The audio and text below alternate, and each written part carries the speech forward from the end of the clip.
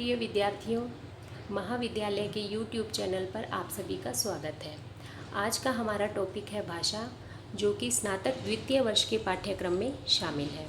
भाषा पर हम पहले भी 2 वीडियो में चर्चा कर चुके हैं, जहां हमने विश्व की भाषाओं के वर्गीकरण से प्रारंभ किया था। हमने देखा था विश्व की भाषाओं के वर्गीकरण के 2 प्रमुख आधार हैं, और उन 2 आधारों में से हमारे अध्ययन का विषय था पारिवारिक वर्गीकरण। क्योंकि भाषा के अध्ययन के लिए पारिवारिक वर्गीकरण को ही काम में लेते हैं, इसलिए हमने देखा कि विश्व की भाषाओं को पारिवारिक दृष्टिकोण से 13 भाषा परिवारों में विभक्त किया गया है। और उन 13 भाषा परिवारों में से भारत में 4 भाषा परिवार की भाषाएं बोली जाती है, और उन 4 भाषा परिवारों में से भी सर्वाधिक बोला जाने वाला भाषा परिवार है भारत में भारोपीय भाषा परिवार।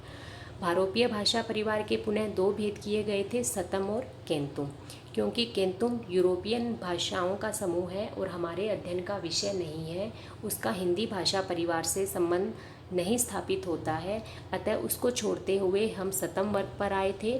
सतम के पुनः 4 भेद थे, जिसमें से हमारे अध्ययन का विषय था भारत ईरानी समूह, और भारत ईरानी समूह के भी 3 भेद थे, और इन 3 में से हमारे काम का था भारतीय आर्य भाषा।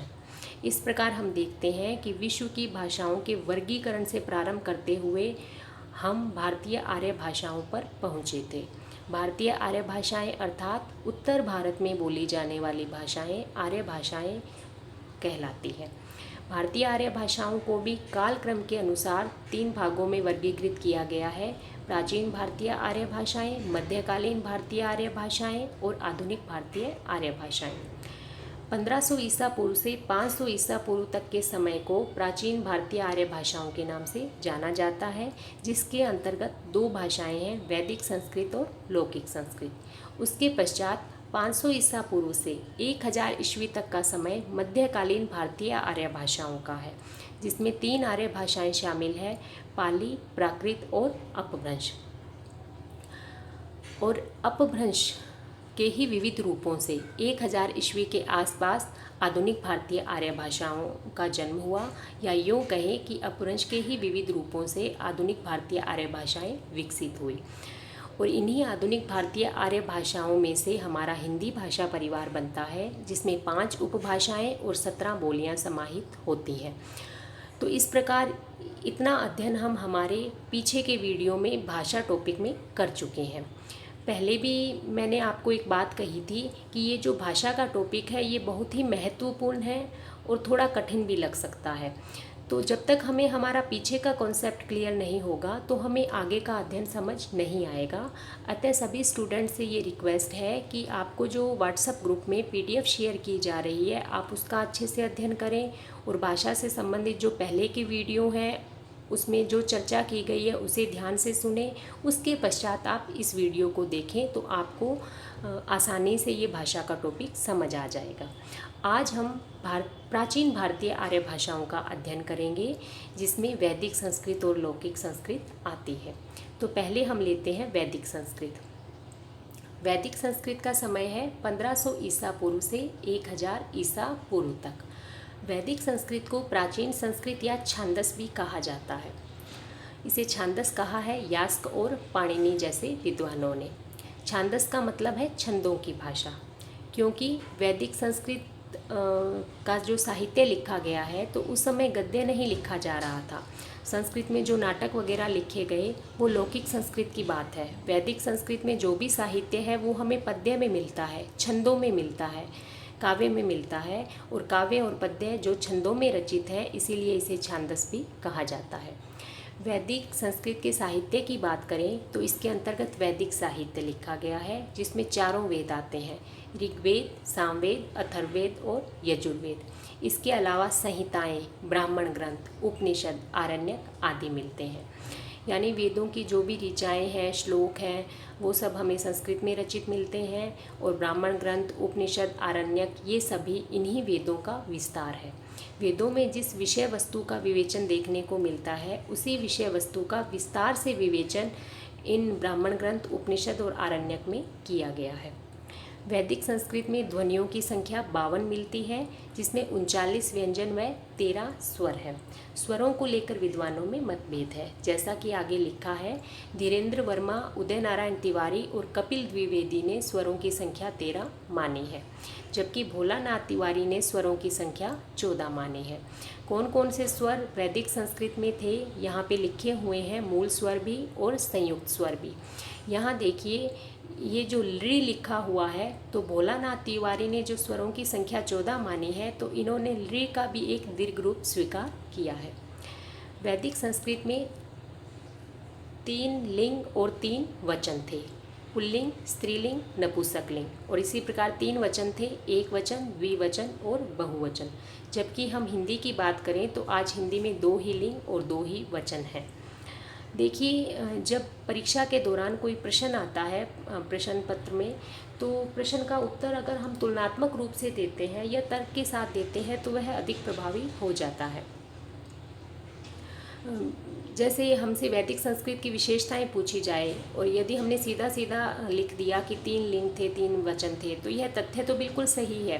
किंतु यदि इसी वैदिक संस्कृत की हम लौकिक संस्कृत या यूँ कहें कि हिंदी के साथ तुलना करते हुए उत्तर दें कि वैदिक संस्कृत में 3 लिंग और 3 वचन थे, जबकि भाषा के विकास क्रम में देखते हैं वैदिक संस्कृत से होते हुए हिंदी में आकर 2 लिंग और 2 वचन ही रह गए, तो यह उत्तर अधिक प्रभावी हो जाता है। वैदिक संस्कृत में 3 वाच्य, कर्तृवाच्य, कर्मवाच्य और भाववाच्य मिलते हैं। हिंदी में भी यही तीनों वाच्य मिलते हैं। 8 विभक्तियों का प्रयोग मिलता है। 8 विभक्तियाँ आपको ध्यान ही है। कर्ता ने कर्म को कर्ण से, संप्रदान के लिए, अपादान से, संबंध का के की, अधिकरण में पर, संबोधन हे अरे। तो इन 8 विभक्तियों का प्रयोग हमें वैदिक संस्कृत में देखने को मिलता है। 8 विभक्तियों के साथ साथ वैदिक संस्कृत की एक विशेषता है, उस समय 10 गणों का प्रयोग किया जाता है। 10 गणों के समान ही वैदिक संस्कृत में क्रिया के भी 10 प्रकार के रूपों का प्रयोग मिलता है, जो कि काल व भाव भेद को मिलाकर है। वैदिक संस्कृत में 4 काल, लोट, लिट, लंग और लुंग। इसी प्रकार 6 भाव, लोट, विधिलिंग, आशीलिंग, लुंग, लेट और लेंग। तो ये जो क्रिया के काल और भाव भेद को मिलाकर जो 10 भेद हुए हैं, 4 भेद काल के और 4 भेद भाव के, क्रिया के इन्हीं 10 भेदों को ही लकार कहा जाता है। वैदिक संस्कृत संश्लिष्ट, योगात्मक और संगीतात्मक थी। संश्लिष्ट का मतलब होता है जुड़ा हुआ, और वहीं विश्लिष्ट का अर्थ होता है अलग हुआ। योगात्मक का मतलब भी यही है, योग यानी जुड़ना। तो जितनी भी प्राचीन भाषाएं हैं वो संश्लिष्ट और योगात्मक थी। और भाषा के विकास क्रम में हम देखते हैं जैसे जैसे भाषा का विकास होता है, प्राचीन भाषाओं से हम आधुनिक भाषाओं की तरफ आते हैं, तो भाषाएं कठिन से सरल होती चली जाती है, संश्लिष्ट योगात्मक से वियोगात्मक होती चली जाती है। तो ये एक विशेषता हम भाषा के टॉपिक में, हर भाषा के उसमें बार बार देखने को मिलेगी कि भाषा वियोगात्मक हो रही थी। भाषा योगात्मक क्या थी और वियोगात्मक क्या, तो थोड़ा सा यहाँ स्पष्ट कर देते हैं कि जैसे एक चीज़ होती है शब्द और एक होता है शब्द का विभक्ति चिन्ह। जैसे राम ने, राम क्या है शब्द और विभक्ति चिन्ह क्या है ने। इसी प्रकार राम के लिए, तो यहाँ राम शब्द है और के लिए विभक्ति चिन्ह। तो हिंदी में ये अलग अलग लिखे जाते हैं। हमें राम ने लिखना है तो राम अलग लिखेंगे, ने अलग लिखेंगे। इसी प्रकार राम के लिए, तो इन तीनों को अलग अलग लिखा जाएगा। राम को तो राम और को अलग अलग लिखा जाएगा। किंतु संस्कृत, वैदिक संस्कृत क्या थी, संश्लिष्ट और योगात्मक थी। उसमें शब्द और शब्द का विभक्ति चिन्ह एक दूसरे से जुड़े हुए थे, इन्हें अलग अलग नहीं लिखा जाता था। आप सभी ने अपनी 10वीं कक्षा तक संस्कृत पढ़ी है और वहाँ संस्कृत में राम के, बालक के, इन सब के रूप भी याद किए हैं। तो आपको भले ही पूरे ना याद हो, पर आपको याद होगा रामः रामौ रामाः, आपने इस प्रकार से याद किया था, रामम रामौ रामान, रामेण, इस प्रकार से। तो वहाँ क्या लिखा जाता था, राम को लिखना है तो रामम, राम ने रामेण, राम के लिए रामाय। तो वहाँ क्या था, शब्द के साथ ही विभक्ति चिन्ह जुड़ा हुआ है। शब्द और विभक्ति चिन्ह को अलग अलग नहीं लिखा गया है, यही बात है संश्लिष्ट और योगात्मक, दोनों एक दूसरे से जुड़ी हुई है। तीसरी विशेषता वैदिक संस्कृत की बताई है इस वाक्य में संगीतात्मकता। तो वैदिक संस्कृत पद्य की भाषा थी और पद्य में एक प्रकार की संगीतात्मकता, लय, प्रवाह होता ही है, तो इसीलिए वैदिक संस्कृत की एक विशेषता संगीतात्मकता है। वैदिक संस्कृत में शब्दों का क्रम या स्थान निश्चित नहीं था। शब्दों का जो क्रम या स्थान होता है जैसे हिंदी में शब्दों का क्रम होता है, जब हम वाक्य लिखते हैं तो पहले कर्ता, फिर कर्म और उसके पश्चात क्रिया आती है। तो यह शब्दों का क्रम या स्थान वैदिक संस्कृत में निश्चित नहीं था और उसका कारण है कि उस समय गद्य नहीं लिखा जा रहा था, उस समय पद्य या काव्य लिखा जा रहा था, श्लोक लिखे जा रहे थे, छंदों का प्रयोग किया जा रहा था। तो काव्य या पद्य की बात करें तो काव्य या पद्य में तो शब्दों का स्थान या क्रम आज भी निश्चित नहीं है। तो इस प्रकार उस समय जो काव्य लिखा जा रहा था, पद्य लिखा जा रहा था, इसलिए शब्दों का क्रम निश्चित नहीं था। जैसे अहम विद्यालयम गच्छामि, अर्थात मैं विद्यालय जाता हूँ।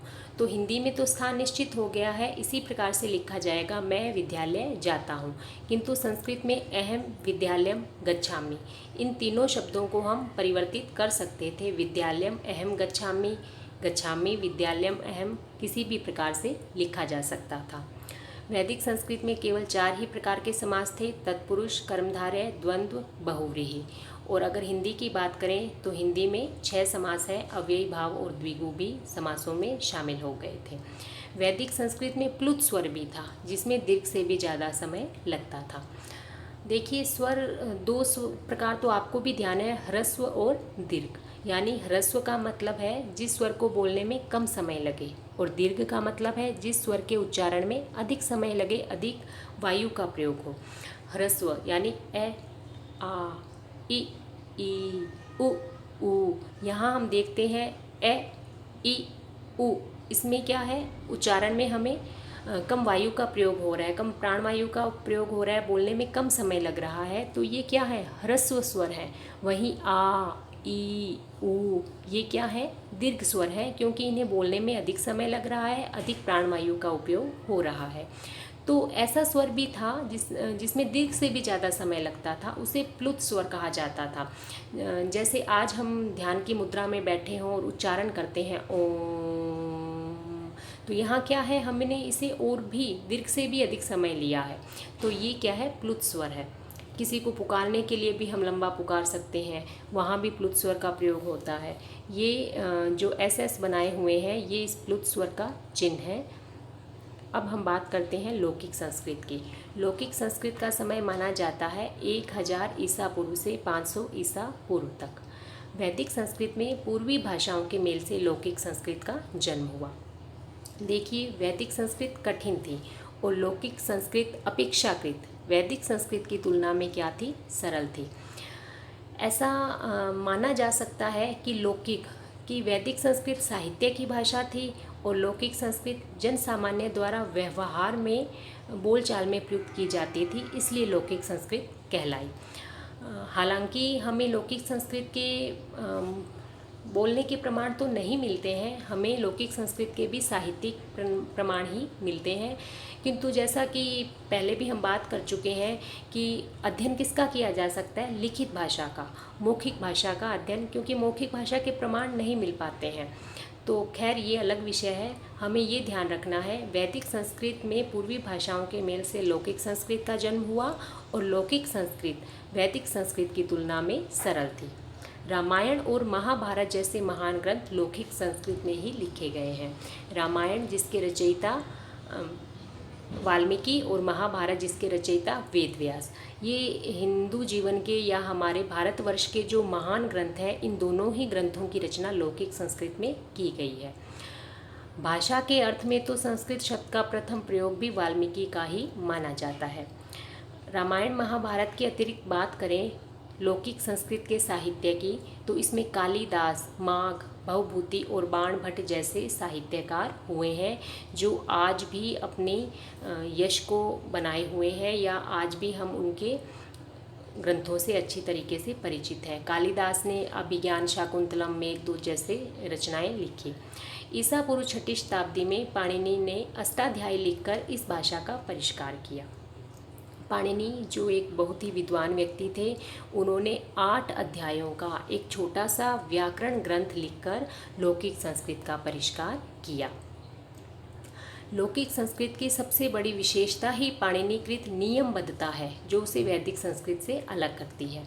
वैदिक संस्कृत की बात करें तो वहाँ पर कोई व्याकरण ग्रंथ नहीं था, व्याकरणिक नियम भी नहीं थे। इस कारण हमें वैदिक संस्कृत में कुछ व्याकरणिक दृष्टि से अव्यवस्था देखने को मिलती है, जबकि लौकिक संस्कृत में पाणिनि जैसे विद्वान ने अष्टाध्यायी जैसा उच्च कोटि का व्याकरण ग्रंथ लिखा। व्याकरण का अर्थ ही होता है कि वह नियम या कायदे जो भाषा के लिए बनाए जाते हैं, जो भाषा को व्यवस्थित करते हैं, वही व्याकरण कहलाता है।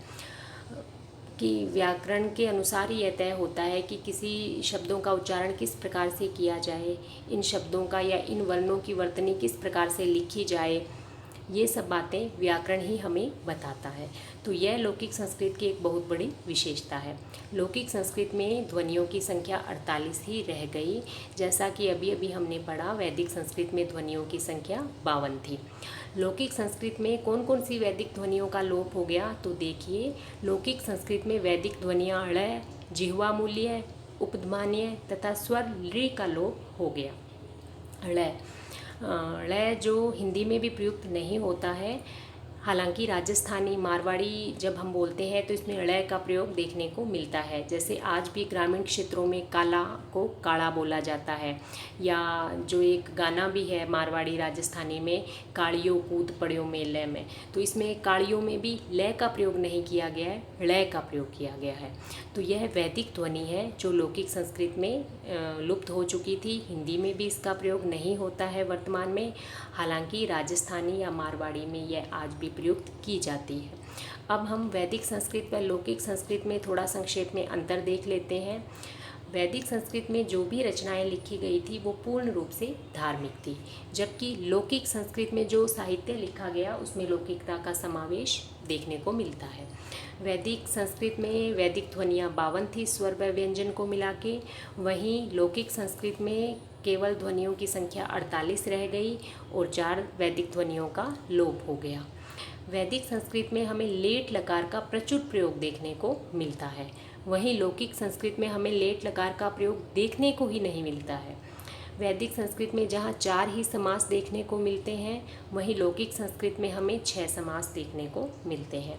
वैदिक संस्कृत में उपसर्ग धातुओं से अलग थे और उनका स्वतंत्र प्रयोग किया जा सकता था, किंतु लौकिक संस्कृत तक आते आते उपसर्ग धातु से जुड़ गए और उनका अलग प्रयोग किया जाना बंद हो गया। व्याकरण की दृष्टि से बात करें तो पहले भी चर्चा कर चुके हैं, क्योंकि कोई व्याकरण ग्रंथ वैदिक संस्कृत में नहीं लिखा गया था, तो व्याकरण की दृष्टि से हमें वैदिक संस्कृत में कुछ अव्यवस्था देखने को मिलती है, जबकि पाणिनि ने अष्टाध्यायी लिखकर लौकिक संस्कृत को परिष्कृत कर दिया था और व्याकरणिक दृष्टि से यह पूर्ण रूप से सुव्यवस्थित भाषा बन गई थी। तो आज की वीडियो में हम इतनी ही चर्चा करेंगे, और नेक्स्ट वीडियो में जिसमें हम भाषा मध्यकालीन भारतीय आर्य भाषाएं, पाली, प्राकृत व अपभ्रंश पर चर्चा करेंगे। आज के लिए इतना ही, धन्यवाद।